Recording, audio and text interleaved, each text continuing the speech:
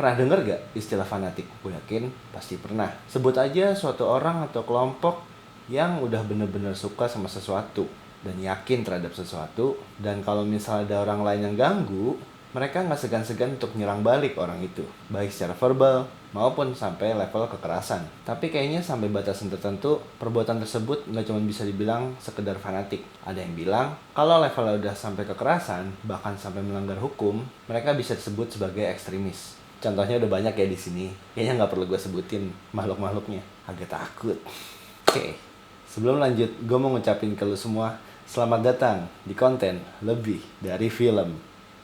Di sini gue bakal bahas setiap kejadian nyata dan penggambarnya dalam film. Tapi sebelum melanjut lagi, gue ingin disclaimer dulu kalau semua konten yang ada dalam video ini adalah pure subjektivitas dari gue sendiri. Gue terbuka banget kalau misalnya gue ada kesalahan dan misalnya kalian ada pendapat lain, boleh tulis di kolom komentar. Balik lagi. Fanatik juga bisa dibilang kalau orang udah punya keyakinan buta terhadap sesuatu yang ia percaya. Orang kayak gitu susah banget, bahkan tidak mau mendengar pendapat orang lain. Karena ia menutup segala kemungkinan pendapat negatif dari orang lain terhadap apa yang dia yakini. Bentuknya juga banyak, bisa ke capres, tim sepak bola favorit, partai politik, idol K-pop, sebut. Dan yang gak kalah penting, agama. Menarik untuk gue untuk membahas fanatisme ini karena gue masih menemukan kejadian-kejadian ini di lingkungan gue. Buat gue pribadi sih lucu ya kalau misalnya ngeliat mereka berulah. Ada yang sampai berantem, ada yang sampai blok-blokan sosial media, dan masih banyak lagi. Dan menurut gue ada satu film yang nggambarin fanatisme ini serta perjalanan karakter ini sampai menuju ekstremis. Film yang gue maksud adalah Saint Maud yang rilis pada tahun 2019. Film ini memang mempunyai elemen loneliness atau kesendirian terhadap karakter utamanya. Tapi dalam video ini gue tidak akan membahas tentang kesendirian itu, melainkan akan mencoba fokus pada elemen fanatismenya dan perjalanan dia dalam menjadi ekstremis dalam agamanya. Buat yang belum nonton, gue ingetin kalau video ini bakal mengandung spoiler, jadi hati-hati ya. Fanatik berada di luar toleransi dan kebal terhadap komunikasi. Dirasuki dengan keyakinan memaksa, argumen fanatik akan selesai hanya dan jika lawan bicaranya diberantas. Winston Churchill juga menambahkan bahwa fanatik adalah orang yang tidak merubah pikirannya dan tidak merubah subjeknya. Dalam film ini, Katie merupakan seorang perawat dan dia memiliki keyakinan sangat kuat terhadap agamanya, terlebih lagi terhadap Tuhannya. Ia sangat percaya bahwa seluruh ujian yang ada di dunia ini, Tuhan akan menyelamatkan dirinya pada akhirnya. Doa demi doa ia panjatkan untuk keselamatan dirinya selama hidup di dunia. Dan dia juga meminta penjagaan dari Tuhannya selama hidup di dunia. Ia sangat yakin Tuhan mempunyai rencana yang sangat baik untuknya. Dan dia sangat tidak sabar untuk itu. Doa tersebut ia panjatkan setelah kegagalannya menyelamatkan hidup salah satu pasien di rumah sakit yang ditunjukkan pada awal film. Lalu film ini berlanjut ketika Katie atau Maud mendapatkan pekerjaannya lagi, yang kali ini menjadi perawat pribadi dari salah satu seorang artis bernama Amanda Cole. Amanda Cole dulunya merupakan seorang penari dan karyanya sangat terkenal, dan sekarang ia mengalami sakit keras dan hanya menunggu kematian untuk datang padanya. Di sisi lain, Amanda Cole ini tidak mempercayai agama, bahkan keberadaan Tuhan. Dan inilah konflik utama dalam film ini. Maud melihat Amanda tidak hanya seseorang yang menderita penyakit secara fisik,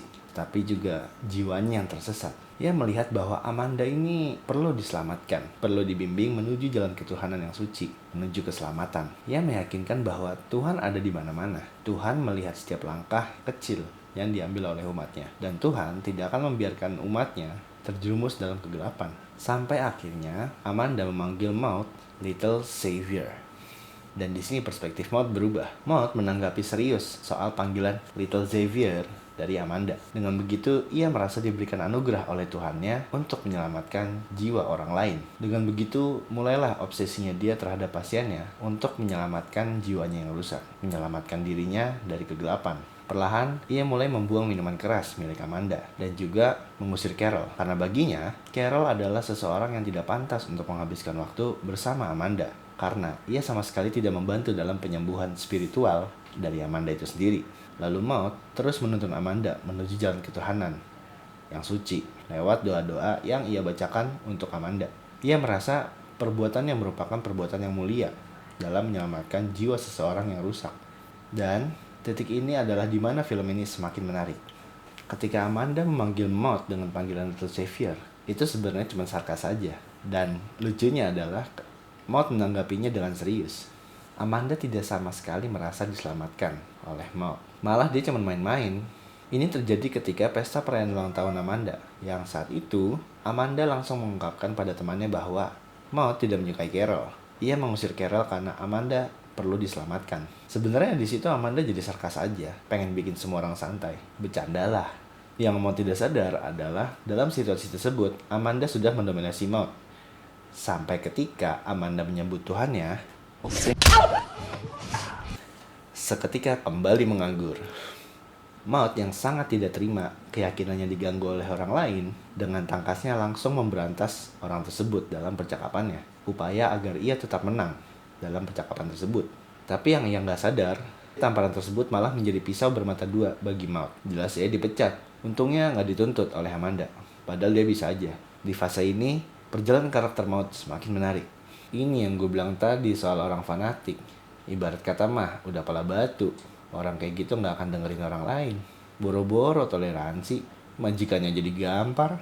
Padahal sebenarnya Amanda di situ gak ngehina sama sekali loh. Dan babak selanjutnya dalam film ini semakin gelap. Alih-alih introspeksi diri sendiri, Maud malah menyalahkan Tuhannya sendiri. Ia merasa, inikah yang kamu berikan terhadap hambamu yang sangat setia ini? Self-claim. Ia merasa Tuhannya memberikan rasa sakit dan perjuangannya selama ini sia-sia. Nevertheless, dia masih mengharapkan keselamatan dari Tuhannya karena ia sekarang menuju jalan yang gelap.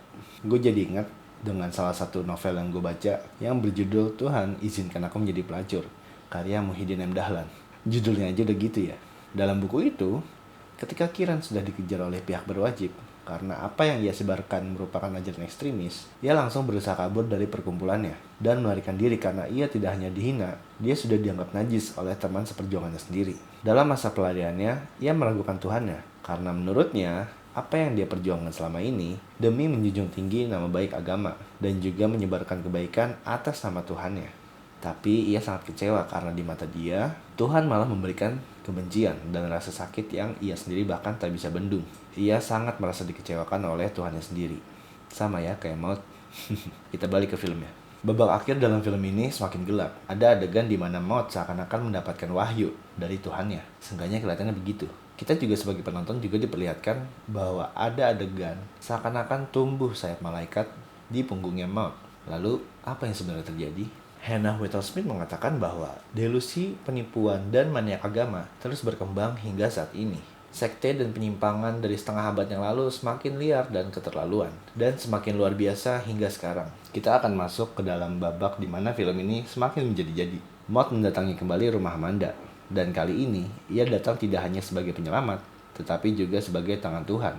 Menurutnya, ia masih bersikeras untuk menyelamatkan Amanda. Tapi kali ini, Amanda langsung berterus terang. Ia tidak lagi menjadi sarkastik karena kayaknya dia dicapai dengan Maud, karena seharusnya Maud merawatnya secara fisik, bukan secara spiritual. Di situ ia bercerita bahwa betapa membosankan dan menyakitkan menjadi seseorang yang sudah sekarat. Setelah mendapatkan penolakan kesekian kalinya, kali ini Maud tidak tinggal diam. Lalu kita sebagai penonton diperlihatkan bahwa Amanda tiba-tiba berubah menjadi reinkarnasi setan. Dan lu udah bisa nebak kalau orang kayak Amanda ketemu setan gimana? Langsung dilawan. Maud seketika langsung mengambil gunting dan menusuk Amanda berkali-kali. Dari situ, tone film semakin gelap karena reinkarnasi setan yang dilihat oleh Maud sebenarnya adalah delusi dari dirinya sendiri yang ia tentunya tidak sadari. Tapi tenang, ada kok yang lebih parah lagi.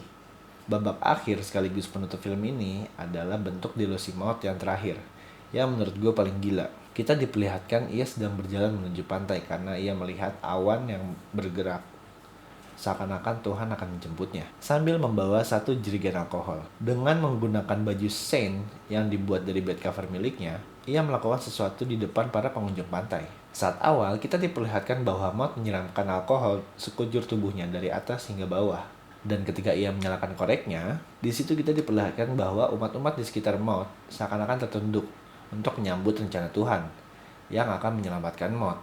Tapi setelah itu kita dikasih adegan sekilas, cepat. Kalau ternyata Maud ngebakar dirinya sendiri hidup-hidup. Itu gila sih.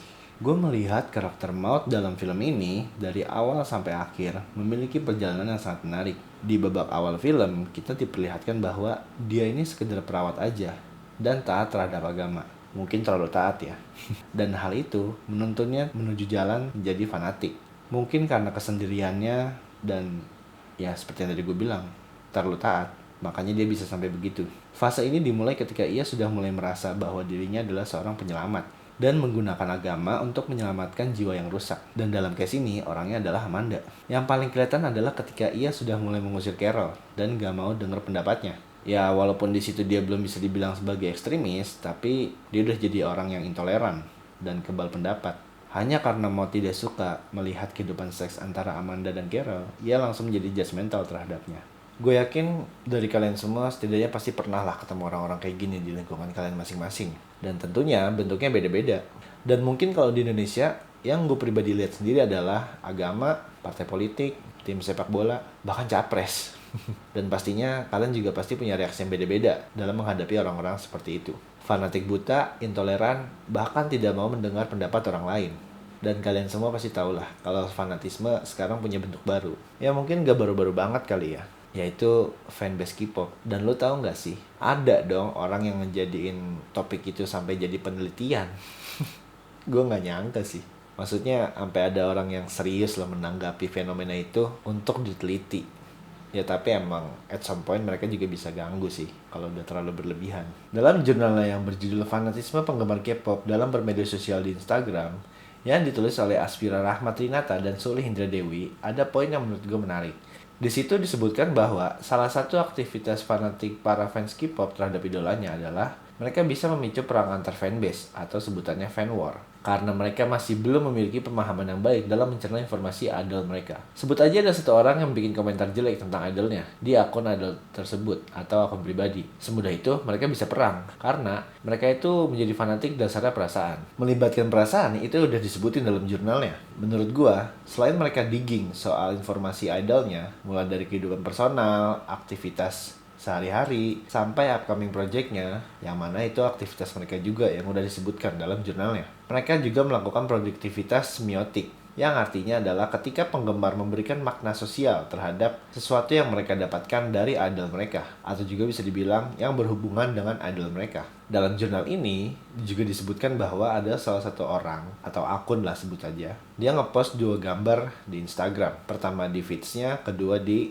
story-nya. Yang pertama itu berisi 4 screenshotan idolnya, dan yang kedua foto selfie dari idolnya. Dan di sini produktivitas semiotik terjadi. Di gambar pertamanya, ia memaknai 4 screenshotan idol tersebut sebagai pelipur lara karena ia tidak bisa bertemu langsung dengan idolnya. Di gambar kedua, foto selfie tersebut dimaknai sebagai penyemangat dari sang idol untuk para fansnya untuk terus berkarya dan membuat sesuatu yang berguna. Mungkin dari kalian juga bisa membantu gue untuk mencari korelasinya antara makna tersebut dengan foto-foto yang barusan udah gue sebutin. Karena gue pun gak tahu sebenarnya. Gue menemukan kesamaan antara orang tadi yang ngefans sama salah satu idol K-pop dengan Maud dalam filmnya. Hanya aja Maud di sini dia fanatik banget terhadap Tuhannya, melebihi agamanya.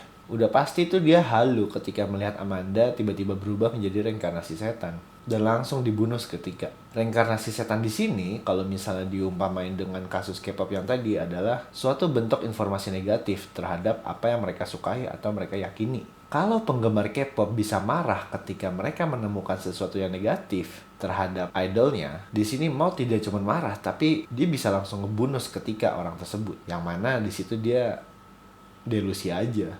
Dan yang terakhir, produktivitas semiotik juga dilakukan Maud terhadap Tuhannya. Setiap kali ia berdoa maupun melihat salib Tuhannya, ia berbicara pada dirinya sendiri, memaknai sendiri Tuhan itu apa, dan ia seakan-akan tahu rencana Tuhan itu sebenarnya gimana. Dan yang lebih gilanya lagi, dia sudah ada di titik dimana nggak ada orang yang bisa ganggu dia sama Tuhannya. Walaupun mungkin interpretasi dia ada yang salah. Itu yang mengerikan. Kalau dulu Hannah Whittlesmith pernah bilang bahwa delusi, maniak agama, dan penipuan terus berkembang, maka Maud itu adalah bentuk dari penyimpangan itu sendiri di zaman sekarang. Ekstremisme dapat didefinisikan sebagai suatu paham atau keyakinan yang bersifat ekstrim, yang berarti sangat kuat terhadap suatu ajaran, bahkan dapat melebihi batas kewajaran. Dalam hal ini, ekstremisme juga dapat melanggar hukum. Ekstremisme dalam berusaha menggapai tujuannya dapat menghalalkan berbagai macam cara, seperti anarkis dan fanatik terhadap sesuatu. Perjalanan Maud yang tadinya fanatik terhadap Tuhannya menjadi ekstremis. karena ia merasa seakan-akan menjadi tangan Tuhan dan akan diselamatkan oleh Tuhannya sendiri saat itu. Padahal yang ia tidak sadar kalau semua itu hanya delusinya dia karena kondisi mental yang ia alami. Tahap yang paling berbahaya menurut gua dari seorang fanatik adalah ketika dia sudah menjadi ekstremis. Orang kayak gini mau dilempar kemanapun juga, kalau emang dia bilang 1+1 sama dengan 3, nggak akan merubah pikirannya. Dan dia cenderung ofensif atau menyerang terhadap orang-orang yang mengganggu keyakinannya. Dan sampai batas tertentu itu sudah sangat jelas melanggar hukum. Penolakan terhadap kehidupan sosial dan dunia nyata membuat Maud benar-benar hidup dalam dunia dan perspektifnya sendiri. Delusi dan perasaan tersebut semakin kuat karena ia tidak pernah dan tidak mau mendengar pendapat orang lain tentang apa yang dia yakini. Mengusir Carol menurut gue perbuatan yang sangat tufar yang dia pernah lakukan terhadap pasiennya, yaitu Amanda. Karena emang saking dia obsesinya, semuanya harus serba positif. Segalanya harus dibumbui agama. Segalanya akan diselamatkan oleh Tuhan. Padahal, apa emang ketuhanan yang diyakini dan dipercayai oleh Maud itu benar di mata orang lain? Diterima orang lain? Belum tentu kan? Kalau kita balik lagi ke jurnal yang tadi ngebahas soal penggemar K-pop, emang ada sih sebagian fans yang menurut gue juga hampir ekstremis ketika bicara menggemari suatu idol. Kalau dia udah nyerang individu atau kelompok dengan cara menyakitkan baik secara verbal maupun fisik, itu nggak jauh beda sih sama Maud. Apalagi kalau udah melakukan tindak kriminal. Ini gila sih. Kalau dalam jurnal tersebut, fans ini ada loh yang ngebobol rumah idola sampai masang surveillance kamera loh di rumahnya. Itu kriminal. Gila, obsesif banget. Walau di sisi lain ada kasus juga sih yang ada penggemar yang sampai nyewa hotel yang sama yang diinapi juga oleh idolnya. Menurut gue itu creepy untuk seorang penggemar melakukan sesuatu terhadap idolnya. Gue yakin kalian semua udah pada familiar lah dengan istilah fandom. Ketika para individu ini berkumpul karena mereka memiliki kesukaan yang sama, mereka akan cenderung membuat sebuah fandom atau ya fanbase, mirip-mirip sih. Fandom atau sebuah istilah yang merujuk pada komunitas penggemar idol yang bertujuan untuk terus mengkonsumsi produk yang berhubungan dengan idol yang mereka sukai dengan melibatkan perasaan. Ketika mereka menemukan sesuatu yang sifatnya negatif, mereka akan cenderung melawan. Salah satu bentuknya seperti yang dahulu tadi gue bilang, fan war. Ketika satu fandom perang dengan fandom lainnya. Menurut observasi Charles Kimball, salah satu penyebab agama menjadi rusak adalah ketika apabila agama sudah bersifat eksklusif dengan mengklaim bahwa kebenarannya adalah satu-satunya jalan yang benar dan bersifat mutlak. Kalau sampai itu terjadi, agama tersebut akan melakukan apa aja untuk mendukung dan membenarkan klaimnya sendiri. Mereka membela idolnya tanpa melihat benar atau salah terhadap lawannya sendiri. Ini yang bahaya. Ketika seorang individu sudah merasa paling benar di antara yang lain atau suatu kelompok, mereka cenderung melakukan apa saja untuk mempertahankan pendapatnya atau kebenarannya yang mereka yakini. Karena mereka menyukai idolnya based on feeling. Kalau kayak gitu, sudah pasti melupakan konteks benar dan salah. Cara mereka berpikir sudah irasional. Dan tentunya ini juga terjadi pada Maud. Kalau dia sih nggak cuma ngerasa paling benar, tapi dia tuh udah ngerasa kalau dirinya itu tangan Tuhan atau orang suci, ya sesuai namanya, Saint Maud, yang diutus untuk menyelamatkan jiwa yang rusak.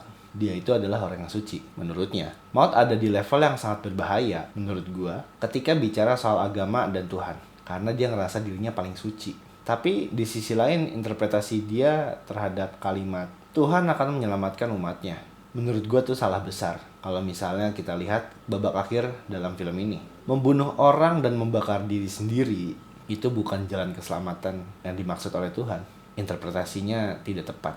Sejujurnya agak susah ya untuk berbicara tentang agama dan Tuhan tanpa melibatkan perasaan. Tapi ada garis tipis antara percaya atau yakin terhadap sesuatu dan menjadi fanatik. Gue menemukan garis tipis tersebut, yaitu batasan. Artinya adalah ketika Maud mempercayai sesuatu atau yakin terhadap sesuatu, ketika dia melewati batas wajarnya, mungkin Maud udah jadi fanatik. Dan ketika Maud udah menjadi fanatik dan menerobos lagi batasan ujungnya, dia sudah menjadi ekstremis. Dan menurut gua itu adalah tempat yang berbahaya untuk seseorang suka atau yakin terhadap sesuatu atau seseorang secara berlebih.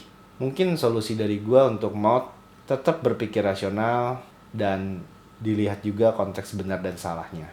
Jangan lupa juga untuk melihat perspektif lain dan pikiran orang lain. Dengan begitu, Maud bisa menyaring pelan-pelan apa yang menurut dia benar dan apa yang menurut dia salah. Menerima perspektif orang lain bukan berarti artinya Maud itu setuju, tapi lebih ke menerima bahwa orang lain ini ada yang beda ya ternyata sama gua. Mereka itu punya kebenarannya sendiri, dan mungkin dalam film ini itu yang gak bisa diterima oleh Maud. Dan bukan ranahnya Maud menurut gua untuk mengganggu atau merubah kebenaran itu yang ada di masing-masing orang. Nggak apa-apa banget kok Maud yakin dan percaya banget nih sama Tuhannya. Gue yakin semua orang juga begitu. Tapi jangan sampai Maud ini memaksakan kehendaknya, apalagi kalau caranya kasar. Bicara membunuh orang, kayaknya kita nggak usah jauh-jauh melihat bahwa orang itu adalah ekstremis. Kita cukup ingat bahwa membunuh orang itu adalah tindak kriminal. Gak ada hukum yang membenarkan membunuh orang tanpa alasan. Walau yang Maud lihat adalah reinkarnasi setan, tapi kita semua tahu kalau itu delusinya dia. Dan tidak merubah fakta kalau dia sudah membunuh Amanda. Sebelum gue makin ngalor ngidul, alangkah baiknya gue menutup video ini ya. Gue mau ucapin makasih banget buat kalian semua yang udah nonton video ini. Like video ini kalau kalian suka, dislike video ini kalau kalian gak suka. Dan sampai ketemu di konten selanjutnya.